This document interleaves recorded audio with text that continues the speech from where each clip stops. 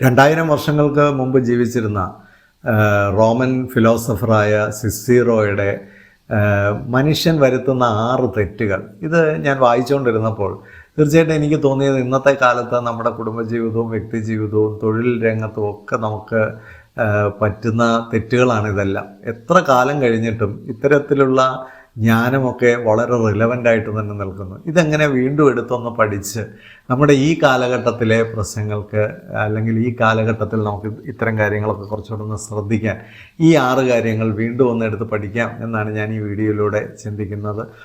ഈ വീഡിയോ മുഴുവൻ കേൾക്കുക. നമ്മുടെ ജീവിതത്തിലും ഇതിലൂടെ എന്തെല്ലാം മാറ്റങ്ങൾ വരുത്താം, എന്തെല്ലാം റീഫോർമേഷൻസ് വരുത്താം, കുറേ കൂടെ നമ്മുടെ ഫാമിലി ലൈഫും പേഴ്സണൽ ലൈഫും കരിയറും ഒക്കെ കുറേ കൂടെ എങ്ങനെ ഇഫക്റ്റീവ് ആക്കാം, അതിനെക്കുറിച്ചാണ് ഈ വീഡിയോ സംസാരിക്കുന്നത്.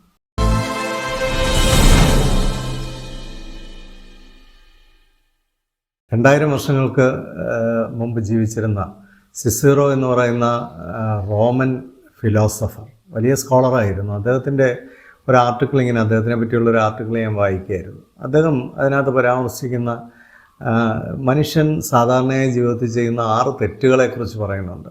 ഒരുപക്ഷെ 2000 വർഷങ്ങൾക്ക് മുമ്പ് എഴുതിയതാണെന്ന് വിശ്വസിക്കാൻ കഴിയില്ല.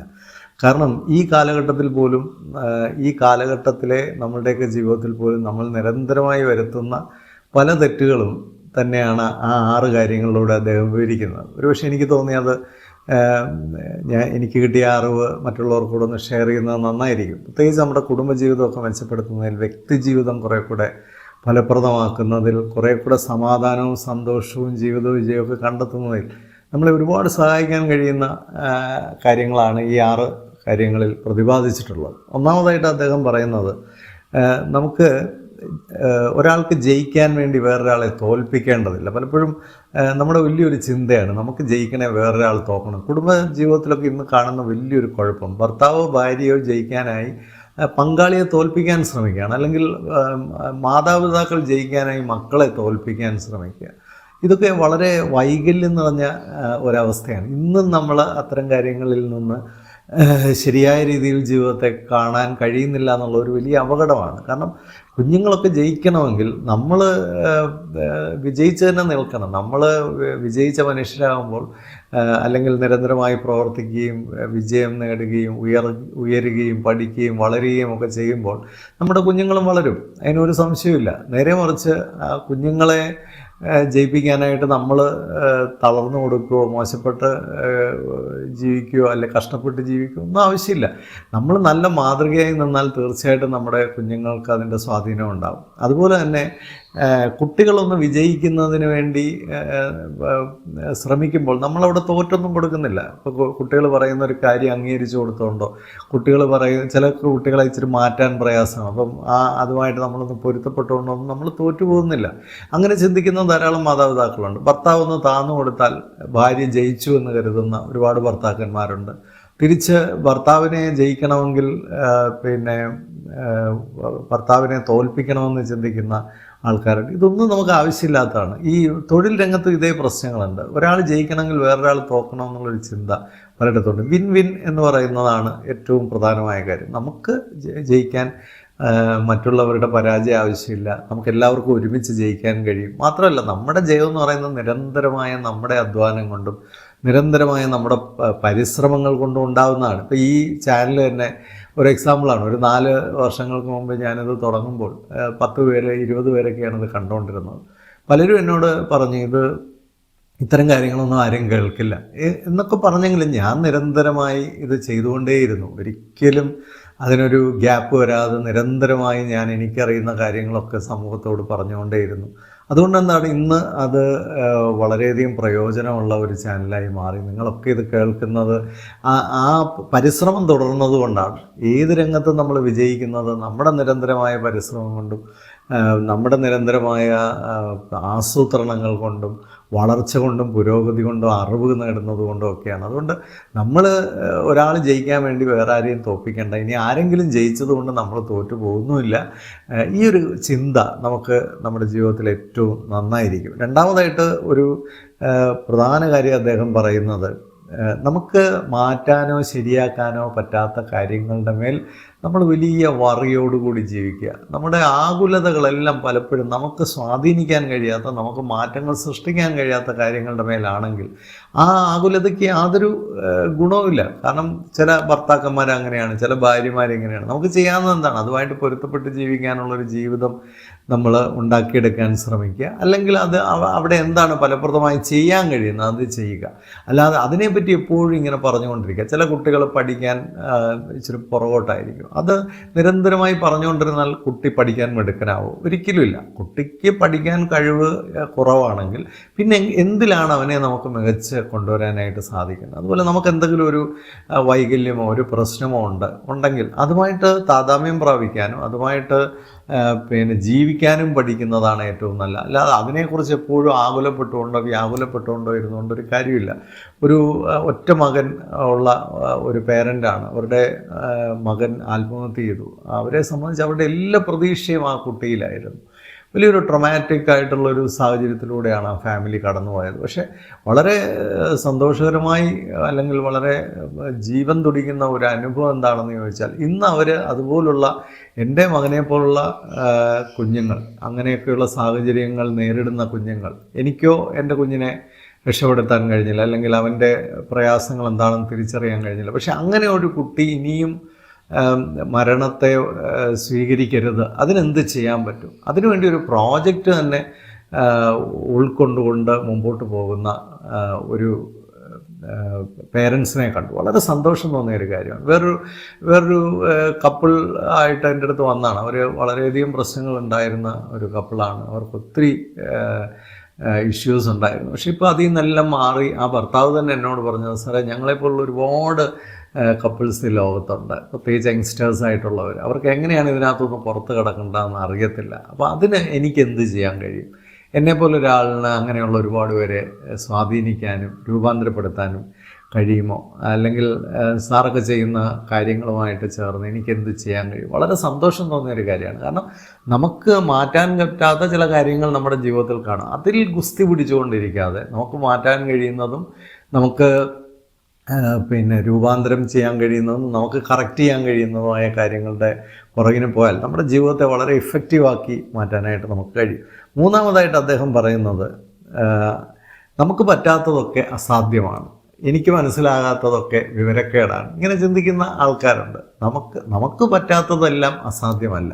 അത് നമുക്ക് പറ്റാത്തതിന് ചില കാരണങ്ങൾ കാണും. അതുകൊണ്ട് അത് അസാധ്യമായ കാര്യങ്ങളാണെന്നുള്ള ചിന്ത വളരെ തെറ്റാണ്. ഇപ്പോൾ കേരളത്തിൽ തന്നെ ലഹരിയുടെ അവസ്ഥയൊക്കെ ഭയങ്കര ഭീകരമാണ്. അപ്പോൾ സർക്കാരുകൾ അതിനുവേണ്ടി ശ്രമിക്കുമ്പോൾ ഞാൻ കാണുന്നത് പലപ്പോഴും രാഷ്ട്രീയമായ നേതൃത്വമാണ് അതിന് പരിഹാരത്തിനായിട്ട് ശ്രമിക്കുന്നത്. ഒരുപക്ഷെ രാഷ്ട്രീയം തന്നെ കപ്പലിലെ കള്ളനാണ്. കാരണം രാഷ്ട്രീയത്തിൻ്റെ ഒരു പേട്രണേജ് ഇല്ലാതെ, രാഷ്ട്രീയത്തിൻ്റെ ഒരു തണലില്ലാതെ ഇതുപോലുള്ള അരാജകത്തിനൊന്നും ഈ സമൂഹത്തിൽ വളരാനായിട്ട് സാധിക്കില്ല.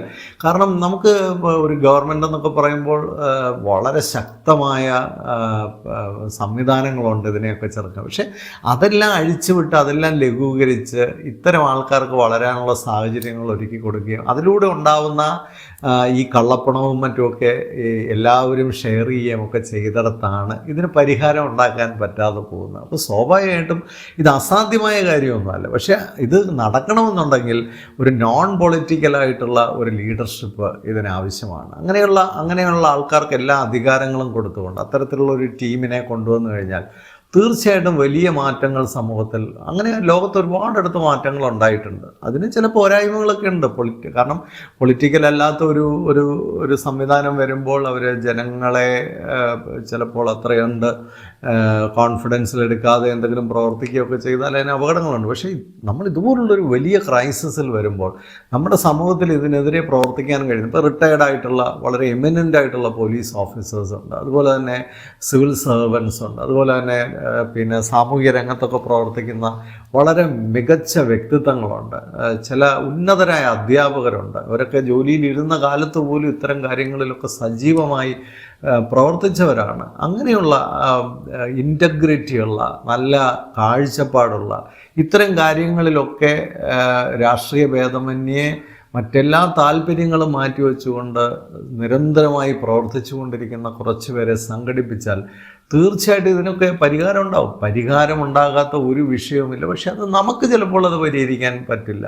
അപ്പോൾ എനിക്ക് പറ്റാം ചില കുടുംബത്തിലെ വലിയൊരു പ്രശ്നമാണ്, ഇതൊന്നും ആർക്കും പരിഹരിക്കാൻ പറ്റില്ല, അതുകൊണ്ട് ഞാനൊന്നിനും പോകുന്നില്ല. ഇപ്പോൾ മാതാപിതാക്കൾ തന്നെ കുട്ടികളുടെ ചില വിഷയങ്ങളുമായിട്ട് എന്നെ സമീപിക്കുമ്പോൾ ഞാൻ പറയാറുണ്ട്, മാതാപിതാക്കൾ രണ്ടുപേരും ഇവിടെ വന്നാൽ നമുക്കതിന് പരിഹാരം ഉണ്ടാക്കാം. പക്ഷേ അതിൽ വിശ്വാസമില്ല. പല പുരുഷന്മാരും ഒരു കൗൺസിലിങ്ങിനോ ഒരു ഗൈഡൻസിനോ ഒരു തെറാപ്പി എടുക്കാനോ ഒന്നും വിശ്വാസമില്ലാത്തവരാണ്. പിന്നെ എങ്ങനെയാണ് അവരുടെ പ്രശ്നങ്ങൾ പരിഹരിക്കുക? അപ്പോൾ അവർക്ക് പരിഹരിക്കാൻ പറ്റാത്തത് ആർക്കും പരിഹരിക്കാൻ പറ്റില്ല, അവർക്ക് നേടാൻ പറ്റാത്ത ആർക്കും നേടാൻ പറ്റില്ല എന്നൊക്കെ വിശ്വസിക്കുന്ന കുറേ ആൾക്കാർ നമ്മുടെ സമൂഹത്തിലുണ്ട്. ഇതൊരു രോഗാവസ്ഥയാണ്. ഇത്തരം കാര്യങ്ങൾ ഇന്നും സമൂഹത്തിൽ നിലനിൽക്കുന്നത്. എത്ര കാലങ്ങൾക്ക് മുമ്പാണ് സിസൂറയെ പോലുള്ള ഒരാൾ ഇതിനെപ്പറ്റി ചിന്തിച്ചത്. നാലാമതായിട്ട് നിലവാരമില്ലാത്ത കാര്യങ്ങളും വൈകല്യങ്ങളും ഒക്കെ മാറ്റാൻ കഴിയാതെ അതും കെട്ടിപ്പിടിച്ചുകൊണ്ടിരിക്കുക. പലപ്പോഴും നമുക്ക് ജീവിതത്തിൽ നിന്ന് മാറ്റാൻ കഴിയുന്ന പല കാര്യങ്ങളുണ്ട്. പല അന്ധവിശ്വാസങ്ങളും നമുക്ക് ജീവിതത്തിൽ നിന്ന് മാറ്റിയാൽ നമ്മുടെ ജീവിതത്തിൻ്റെ നിലവാരം ഉയർത്താൻ പറ്റും. നമുക്ക് സമയം വേസ്റ്റാകുന്ന പല കാര്യങ്ങളും നമ്മുടെ ജീവിതത്തിൽ നിന്ന് മാറ്റിയാൽ നമ്മുടെ ജീവിതത്തിന് കുറേ കൂടെ പുരോഗമനം ഉണ്ടാകും. പല കാര്യങ്ങളും നമ്മൾ വേണ്ടാന്ന് വെച്ചാൽ അല്ലെങ്കിൽ അതിൽ നിന്ന് മാറി നിന്നാൽ ഒക്കെ നമുക്ക് ഒത്തിരി പുരോഗതികളുണ്ടാകും. ചില ബന്ധങ്ങൾ തന്നെ വേണ്ടാന്ന് വെച്ചാൽ നമ്മുടെ ജീവിതത്തിന് കുറച്ചുകൂടി ഉയർച്ചയും പുരോഗതിയും ഉണ്ടാകും. പക്ഷെ അതിനെയൊക്കെ കെട്ടിപ്പിടിച്ചുകൊണ്ടിരിക്കുക. വളരെ നിസ്സാരമായ പല കാര്യങ്ങളെയും നമുക്ക് ഒന്ന് ചെറുക്കാനോ വേർപെടുത്താനോ മാറ്റി നിർത്താനോ പറ്റാത്തതിൻ്റെ പേരിൽ എന്നും നിലവാരമില്ലാതെ ജീവിക്കേണ്ട അവസ്ഥ വരുന്ന മനുഷ്യരുണ്ട്. അത്തരം അഡിക്ഷൻസ് തന്നെ അതിലൊരു കാരണമാണ്. പല ശീലങ്ങൾ, അതുപോലെ തന്നെ സീരിയലും മറ്റുമൊക്കെ കണ്ടുകൊണ്ടിരിക്കുന്ന പല വീടുകൾ. സത്യം പറഞ്ഞാൽ ഈ കാലഘട്ടത്തിലൊക്കെ യാതൊരു സംസ്കാരവുമില്ലാത്ത സീരിയൽ പോലുള്ള കാര്യങ്ങളൊക്കെ കുട്ടികളോടൊപ്പം ഇരുന്ന് കാണുമ്പോൾ ഒന്ന് ആലോചിച്ച് നോക്കാം. നമ്മുടെ സമൂഹത്തിൽ ഇത്രമേൽ ചെറുപ്പക്കാരൊക്കെ നശിച്ചു പോകുമ്പോൾ നമ്മുടെ വീട്ടിലൊക്കെ എന്തെല്ലാം കാര്യങ്ങളിലാണ് മാറ്റം വരുത്തേണ്ടത്. അത് നമ്മൾ ഇന്നും മാറ്റുന്നില്ല. ഇപ്പോൾ പള്ളികളിലൊക്കെ ചെന്ന് കഴിഞ്ഞാൽ അല്ലെങ്കിൽ ആരാധനാലയങ്ങളിലൊക്കെ ചെന്ന് കഴിഞ്ഞാൽ ഇന്നും കുറേ ആചാരങ്ങളും റിച്വൽസുമായിട്ടിരിക്കുകയാണ്. നമ്മുടെ കുഞ്ഞുങ്ങളുടെ സ്വഭാവത്തെ സ്വാധീനിക്കാനും നമ്മുടെ കുഞ്ഞുങ്ങളുടെ മൂല്യബോധത്തെ സ്വാധീനിക്കാനും നമ്മുടെ കുഞ്ഞുങ്ങളുടെ സംസ്കാരത്തെ സ്വാധീനിക്കാനും കഴിയുന്നില്ലെങ്കിൽ മതങ്ങൾക്ക് യാതൊരു വിലയില്ല. മതം വെറും മരാമത്ത് പണിയായിട്ട് അവസാനിക്കും. മതം മനുഷ്യൻ്റെ ഹൃദയത്തെ സ്വാധീനിക്കുന്നില്ലെങ്കിൽ, ആത്മീയത മനുഷ്യൻ്റെ രൂപാന്തരത്തിന് ആക്കം കൂട്ടുന്നില്ലെങ്കിൽ നമ്മൾ ചെയ്യുന്നതൊക്കെ വെറും മരാമത്ത് പണിയാണ്, ഒരു പ്രയോജനമില്ലാത്ത കാര്യങ്ങളാണ്. അപ്പോൾ അതിലൊന്നും മാറ്റം വരുത്താൻ പറ്റാതെ നിസ്സാരമായതിനെ കെട്ടിപ്പിടിച്ചിരിക്കുക. ഫെസ്റ്റ് നടത്തുക, മേളകൾ നടത്തുക. ഒന്ന് ആലോചിച്ച് നോക്കിക്കേ, മതങ്ങൾക്ക് ഇതൊക്കെയാണോ ചെയ്യേണ്ടത്? മതങ്ങളൊക്കെ മനുഷ്യനെ രൂപാന്തരപ്പെടുത്താൻ ശ്രമിക്കുക. ഞാനൊരു നീതി ആയോഗിൻ്റെ തന്നെ ഒരു കണക്ക് കേട്ടത്, ഇന്ത്യയിലെ 100 കോടിയിൽ അധികം ജനങ്ങളാണ് വളരെ സാമ്പത്തിക ബുദ്ധിമുട്ട്, ഒരു 100 രൂപ പോലും എടുക്കാനില്ല അവർക്ക് കയ്യിൽ, അതുപോലെയുള്ള സാമ്പത്തിക ബുദ്ധിമുട്ട്, കടം കയറി ഒരുപാട് സാമ്പത്തിക ഞെരുക്കത്തിൽ ഇങ്ങനെയുള്ളൊരവസ്ഥയിൽ പോകുന്ന ഒരു രാജ്യത്തെ മനുഷ്യർ, ആ വീടുകളിലൊക്കെ വളർന്നു വരുന്ന ചെറുപ്പക്കാർ, അപ്പോൾ ഇവരിലൊക്കെ വലിയ അരാജകത്വം ഉണ്ടാകും. അപ്പം നമുക്കൊരു വെൽഫെയർ കൺട്രി ആയിട്ട് മാറണമെന്നുണ്ടെങ്കിൽ, ഒരു വെൽഫെയർ സ്റ്റേറ്റ് ആയിട്ട്, ഒരു വെൽഫെയർ സൊസൈറ്റി ആയിട്ടൊക്കെ മാറണമെങ്കിൽ നമ്മൾ നമ്മുടെ മനുഷ്യരെ ജീവിക്കാൻ പഠിപ്പിക്കണം, അധ്വാനിക്കാൻ പഠിപ്പിക്കണം, കൂടുതൽ അവരുടെ ജീവിതത്തിന് ആവശ്യമായ പണം കണ്ടെത്താൻ പഠിപ്പിക്കണം. അപ്പോൾ ഇതിനൊക്കെ വലിയൊരു പ്രവർത്തനം ആവശ്യമാണ്. നമ്മുടെ സമൂഹത്തിലൊക്കെ തന്നെ ഡിഗ്രി ഒക്കെ കഴിഞ്ഞ പിള്ളേരൊക്കെ ചുമ്മാ നടക്കുകയാണ്. അവർ പോയി എന്തെങ്കിലും ജോലി ചെയ്തുകൂടെ അവർക്ക്? ഞാൻ ആലോചിക്കായിരുന്നു, ഒരു 15 വയസ്സ് കഴിഞ്ഞ കുട്ടിക്ക് പോലും നമ്മുടെ ചുറ്റുപാടിലൊക്കെ ചെടികളൊക്കെ സംരക്ഷിക്കുക, ഗാർഡനിങ് ചെയ്യുക, പ്രായമായവർക്ക് പോയി എന്തെങ്കിലും സഹായങ്ങൾ ചെയ്തു കൊടുക്കുക. ഒരു 18 വയസ്സ് കഴിഞ്ഞ കുട്ടികൾക്കൊക്കെ ഡ്രൈവിംഗ് ഒക്കെ പഠിച്ച് ചുറ്റുപാടുള്ള ആൾക്കാർക്കൊക്കെ ഒന്ന് വണ്ടി ഓടിച്ചു കൊടുക്കുക. എന്തെല്ലാം കാര്യങ്ങൾ അവരെ കൊണ്ട് ഈ സമൂഹത്തിൽ ചെയ്യാൻ കഴിയും. ഒരു ആഹാരം പോലും ഉണ്ടാക്കാൻ കഴിയാതെ എത്രയോ പേര് ഓരോ വീടുകളിലിരിക്കുമ്പോൾ അവർക്കൊരു ആഹാരം വാങ്ങിച്ചു കൊടുക്കാൻ പോലും ഒരു ചെറുപ്പക്കാരന് ഇല്ല സമൂഹത്തിൽ. അപ്പോൾ അവരെല്ലാം വളരെ ഒരു ജോലിയും ചെയ്യാതെ സമൂഹത്തിലിരിക്കുമ്പോൾ എന്തെങ്കിലുമൊക്കെ ഓൺട്രപ്രണർഷിപ്പ് ഒക്കെ ചെറുപ്പക്കാരിൽ വളർത്തിയെടുക്കാനുള്ള സമഗ്രമായ പ്രവർത്തനങ്ങൾ ഈ സമൂഹത്തിൽ നമുക്ക് ചെയ്യാൻ കഴിയും. അപ്പം അതൊന്നും ചെയ്യുന്നില്ല. അപ്പം പ്രശ്നം നിസ്സാരമായ പലതിനെയും കെട്ടിപ്പിടിച്ചിരിക്കുന്ന ഒരവസ്ഥ നമ്മുടെ ജീവിതത്തിലുണ്ട്. അഞ്ചാമതായിട്ട്, മാനസികമായി ഉയരാനും നവീകരിക്കാനും നമ്മൾ ശ്രമിക്കാറില്ല. പഠിക്കാനും വായിക്കാനും അറിയാനും ശ്രമിക്കാറില്ല. ഇത് വലിയൊരു തകർച്ചയാണ്. ഏതൊരു കാലഘട്ടത്തെ അതിജീവിച്ച് നിൽക്കുന്ന മനുഷ്യരാരാണെന്ന് ചോദിച്ചാൽ ഒരു ഡെവലപ്മെൻ്റൽ മൈൻഡ് സെറ്റ് ഉള്ളവരാണ്, ഒരു ഗ്രോത്ത് മൈൻഡ് സെറ്റ് ഉള്ളവരാണ്. നിരന്തരമായി നവീകരിക്കണം. നമ്മുടെ മനസ്സിന് നവീകരണങ്ങൾ കൊടുക്കണം. മനസ്സിനും ഒരു ജിം ആവശ്യമാണ്. നമുക്ക് മാനസികമായി ഉയരാനുള്ള ഏറ്റവും നല്ല മാർഗ്ഗം എന്താ? നല്ല നല്ല പുസ്തകങ്ങൾ വായിക്കുക. വളരെ വളരെ വലിയൊരു ട്രോമയിലൂടെ കടന്നു പോകുന്ന ഒരു പെൺകുട്ടി, അവൾ ഗ്രാജുവേഷന് പഠിക്കുകയാണ്. ഇന്നലെ അവളുമായിട്ട് സംസാരിക്കാൻ ഇടവന്നപ്പോൾ ആ കുട്ടി പോകാൻ നേരം എന്നോട് ചോദിച്ചു, അങ്കിളെ ഏത് തരം പുസ്തകങ്ങളാണ് വായിച്ചാൽ എനിക്ക് കൂടുതൽ ഒരു സന്തോഷവും ഒരു പ്രത്യാശയൊക്കെ കിട്ടുന്നത്? എനിക്ക് വളരെ വളരെ സന്തോഷം തോന്നി. ആ കുട്ടി ഒരു ചെറിയ 10, 20, 21 വയസ്സുള്ള ഒരു കുട്ടിയാണ് അത് ചോദിക്കുന്നത്. ഞാൻ എന്ത് വായിച്ചാൽ? അപ്പോൾ ഒരു വായനയ്ക്കുള്ള ഒരു വലിയ ശക്തി എന്താ? നമ്മളെയൊക്കെ രൂപാന്തരപ്പെടുത്താൻ കഴിയും, നമ്മളെ മാനസികമായി ഉയർത്താൻ കഴിയും, കുറേ കൂടെ നമുക്ക് പല കറക്ഷൻസും വരുത്താനൊക്കെ നമ്മളെ അത് സഹായിക്കും. വളരെ ഇഫക്റ്റീവായിട്ടുള്ള ജീവിതങ്ങളെയൊക്കെ മനസ്സിലാക്കുമ്പോൾ അവരൊക്കെ ഉപയോഗിച്ച പലതും നമുക്കും ചില മാറ്റങ്ങൾ വരുത്താൻ അത്തരം കാര്യങ്ങളൊക്കെ വേണമെങ്കിൽ ഉപയോഗിക്കാൻ പറ്റും. വിജയിക്കാനുള്ള നല്ല മാർഗ്ഗം, ലോകത്തിൽ വിജയിച്ചിട്ടുള്ള മനുഷ്യരിൽ നിന്നൊക്കെ നമുക്ക് ഉൾക്കൊള്ളാൻ പറ്റുന്നത്, എല്ലാവരുടെയും എല്ലാ കാര്യങ്ങളും നമുക്ക് ഉൾക്കൊള്ളാൻ പറ്റണമെന്നില്ല. പക്ഷെ ചിലർക്ക് ഉപയോഗിച്ച ചില കാര്യങ്ങൾ നമുക്ക് ഉൾക്കൊള്ളാനായിട്ട് പറ്റും. കഴിഞ്ഞ ദിവസം ഒരു ഫാദർ എന്നോട് പറഞ്ഞു, അദ്ദേഹം വിദേശത്ത് പോയി മക്കളെ നന്നാക്കാനായിട്ട് വിദേശത്തൊക്കെ പോയി ജീവിക്കുന്ന ഒരാളാണ്. ഒരു അഡ്വാൻസ്ഡ് കൺട്രിയിൽ ജീവിക്കുന്നെങ്കിലും അവരുടെ കുടുംബത്തിൽ എന്നും വഴക്കും ബഹളവും, കുട്ടികളൊന്നും പറയുന്നത് കേൾക്കുന്നില്ല, തോന്നിയ പോലെ നടക്കുന്നു. പിന്നെ അത് കാരണം ഭാര്യയും ഭർത്താവും തമ്മിൽ വഴക്കാവുന്നു. ഒരു അവധി ദിവസം ഉണ്ടെങ്കിൽ ഒരു കെയോസാണ് ആ വീട്ടിൽ. അപ്പോൾ അദ്ദേഹം അതെന്നോട് ഷെയർ ചെയ്യുകയും എൻ്റെ അടുത്ത് അതിനെപ്പറ്റിയൊക്കെ ചർച്ച ചെയ്യുകയും ചെയ്തപ്പോൾ ഞാൻ അദ്ദേഹത്തിനോട് പറഞ്ഞ ഒരു കാര്യം, നമുക്ക് ചില കറക്ഷൻസ് നമുക്ക് സ്വന്തം മാനസികമായും ഉണ്ടാവണം, അതുപോലെ തന്നെ കുടുംബപരമായും നമ്മൾ ചില കറക്ഷൻസ് ഉണ്ടാക്കണം, എങ്കിലേ നമുക്ക് മാറ്റങ്ങൾ വരുത്താൻ പറ്റുള്ളൂ. അപ്പോൾ സമാധാനമായിട്ടിരുന്ന് നമ്മളുടെ പ്രയോറിറ്റീസ് അതുപോലെ ബൗണ്ടറീസൊക്കെ സെറ്റ് ചെയ്യുക, അത് വളരെ ആവശ്യമാണ്. ചില കുടുംബങ്ങളിലൊക്കെ അത് ആവശ്യമാണ്. നമ്മളൊന്ന് ഇരുന്ന് മക്കളെ ഇന്ന കാര്യങ്ങളെ പറ്റുള്ളൂ, നമ്മളൊരു അവധി ദിവസം എങ്ങനെയാണ് ജീവിക്കേണ്ടത്, എങ്ങനെയാണ് എന്തൊക്കെ ഭക്ഷണമാണ് ഇവിടെ ഉണ്ടാക്കാൻ, ഭക്ഷണം എവിടെ ഇരുന്നാണ് കഴിക്കേണ്ടത്, അല്ലെങ്കിൽ എങ്ങനെയാണ് നിങ്ങൾ സ്കൂളിൽ നിന്ന് വന്നാൽ ബാക്കി കാര്യങ്ങളൊക്കെ ചെയ്യേണ്ടത്, അല്ലെങ്കിൽ നിങ്ങൾ ഓരോ ദിവസവും നിങ്ങളുടെയൊക്കെ ഉത്തരവാദിത്തങ്ങൾ എന്താണ്. അത്തരം ബൗണ്ടറീസ്, ലിമിറ്റ്സ് ഒക്കെ നേരത്തെ എസ്റ്റാബ്ലിഷ് ചെയ്യുക, അത് അവരുമായിട്ട് വൃത്തിയായിട്ട് കമ്മ്യൂണിക്കേറ്റ് ചെയ്യുക. ഒരു 10-30 ദിവസമെങ്കിലും ആ കാര്യങ്ങളെ എൻഫോഴ്സ് ചെയ്യാനും ആ കാര്യങ്ങളെ നടപ്പിലാക്കാനുമായിട്ട് ഒരു എക്സ്ട്രാ എഫേർട്ട് ഇടുക. എന്ത് സംഭവിക്കുന്നു? ഒരു മാസം കഴിയുമ്പോഴത്തേക്ക് ഒരു സിസ്റ്റമുള്ള വീടായിട്ട് അത് മാറും. ഇതാണ് ഒരു പ്രധാനപ്പെട്ട കാര്യം. അതുപോലെ അതിനകത്ത് ഒരു കുട്ടി വളരെ പ്രോബ്ലം ഉണ്ടാക്കുന്നുണ്ട്. എപ്പോഴും എല്ലാവരും കൂടെ ഒരുമിച്ചിരിക്കുമ്പോൾ അവൻ ആൾ കളിക്കുന്നു, അവൻ എല്ലാം ഡിസ്റ്റർബ് ചെയ്യാൻ ശ്രമിക്കുന്നു. ഞാൻ പറഞ്ഞു, അവനോട് ആരെങ്കിലും ഒറ്റയ്ക്കിരുന്ന് കുറച്ച് നേരം സംസാരിക്കാറുണ്ടോ? അവൻ്റെ ഉള്ളിലെ പ്രശ്നങ്ങളും പ്രയാസങ്ങളും ഒക്കെ ഒന്ന് അറിയാൻ, അതിനൊന്നും ആർക്കും സമയമില്ല. This is A problem. നമ്മൾ ആ കുട്ടിയെ കൊണ്ട് ഒറ്റയ്ക്കൊന്ന് വെളിയിലൊക്കെ ഒന്ന് ഇറങ്ങി നടക്കുന്ന സമയത്തൊക്കെ അവനുമായിട്ട് കൂടുതൽ സംസാരിക്കാൻ ശ്രമിക്കുക, അവൻ്റെ മനോവ്യാപാരങ്ങൾ കൂടുതൽ അറിയാൻ ശ്രമിക്കുക. ഒരു 2 ആഴ്ച അത് ചെയ്തു കഴിഞ്ഞിട്ട് തന്നെ അദ്ദേഹം എന്നെ വിളിച്ചിട്ട് പറഞ്ഞത്, സാറേ ഭയങ്കര ചേഞ്ചാണ് മോനുള്ളത്. നൗ ഈ സ്റ്റാർട്ടഡ് അണ്ടർസ്റ്റാൻഡിങ് തിങ്സ്. ഞങ്ങൾ തമ്മിലും അങ്ങോട്ടും ഇങ്ങോട്ടും നല്ലൊരു അണ്ടർസ്റ്റാൻഡിങ് ഉണ്ട്. എൻ്റെ ഫീലിങ്സ് അവന് മനസ്സിലാകുന്നുണ്ട്, അവൻ്റെ ഫീലിങ്സ് എനിക്ക് മനസ്സിലാകുന്നുണ്ട്. This is what is magic. ഇതെന്തുകൊണ്ടാണ് സാധ്യമായതെന്ന് ചോദിച്ചാൽ, ആ കുടുംബം തങ്ങൾക്ക് കാര്യങ്ങളെ ഒന്ന് മെച്ചപ്പെടുത്തണമെന്നുള്ള ആഗ്രഹത്തിൽ അവരൊന്ന് പഠിക്കാനും ഉയരാനും മറ്റുള്ളവരുടെ ഹെൽപ്പ് സ്വീകരിക്കാനും ഒക്കെ തയ്യാറായതുകൊണ്ടാണ്. പലപ്പോഴും നമ്മളങ്ങനെ തയ്യാറാകാതെ നമ്മൾ വീടിനകത്ത് ഒരു കെയോസ് സൃഷ്ടിച്ചുകൊണ്ട് നമുക്ക് പറ്റാത്തതൊന്നും ആരെ കൊണ്ടും പറ്റില്ല എന്നൊക്കെ വിശ്വസിച്ചാൽ, അല്ലെങ്കിൽ ഇതിനൊന്നും സൊല്യൂഷൻ ഇല്ല എന്ന് വിശ്വസിച്ചിരുന്നാൽ നമുക്ക് ഒരിക്കലും ജീവിതത്തിൽ മാറ്റങ്ങൾ ഉണ്ടാക്കാൻ പറ്റില്ല. ഇത്തരം കാര്യങ്ങൾക്കൊക്കെ നമ്മളെ സഹായിക്കാൻ കഴിയുന്ന ആൾക്കാരാണ് കൗൺസിലേഴ്സ് എന്നൊക്കെ പറയുന്നത്. അതെന്തെങ്കിലും മാനസിക പ്രശ്നങ്ങളുള്ളത് കൊണ്ടോ ഭ്രാന്തുള്ളതുകൊണ്ടോ ഒന്നുമല്ല കൗൺസിലേഴ്സിൻ്റെ അടുത്ത് നമ്മൾ പോകുന്ന. കൗൺസിലിംഗ് എന്ന് പറയുന്നത് മാനസിക രോഗത്തിനുള്ളൊരു ചികിത്സയല്ല. കൗൺസിലിംഗ് എന്ന് പറയുന്നത് നമുക്ക് നമ്മുടെ പരിധിക്കുള്ളിൽ, അല്ലെങ്കിൽ നമ്മുടെ ഒരു കഴിവിനുള്ളിൽ നമുക്കൊരു പ്രശ്നത്തെ പരിഹരിക്കാൻ പറ്റാതെ വരുന്നു, അല്ലെങ്കിൽ നമുക്കൊരു കാര്യത്തിൻ്റെ ഗ്രിപ്പ് നഷ്ടപ്പെടുന്നു. ഈ സമയത്ത് നമുക്ക് മറ്റുള്ളവരുടെ ഹെൽപ്പ് എടുത്ത് നമ്മുടെ ജീവിതത്തെ ഒന്ന് ക്രമീകരിക്കാനും അതിനെ ഒന്ന് തിരിച്ച് പാളത്തിലെത്തിക്കാനും ഒക്കെ നമ്മളെ സഹായിക്കുന്ന ഒരു പ്രക്രിയയെന്നേ ഉള്ളൂ. അതൊക്കെ ഇന്നത്തെ കാലത്ത് വളരെ വ്യാപകമായി നമ്മൾ ഉപയോഗിക്കണം. കാരണം ഒരു കാര്യം വെച്ചുകൊണ്ട്, അല്ലെങ്കിൽ ഒരു പ്രശ്നത്തിൻ്റെ മേളിൽ കയറിയിരുന്ന പ്രശ്നത്തെ ഒരു ക്യാൻസർ ആക്കുന്നതിൽ നല്ലതാണ് ഒരു പ്രശ്നം വരുമ്പോൾ തന്നെ അതിനൊക്കെ പറ്റുന്ന ആൾക്കാരെ കണ്ടെത്തി. എല്ലാവർക്കും, എല്ലാ കൗൺസിലേഴ്സിനും എല്ലാ പ്രശ്നങ്ങളിലും ഇടപെടാൻ കഴിയണമെന്നില്ല.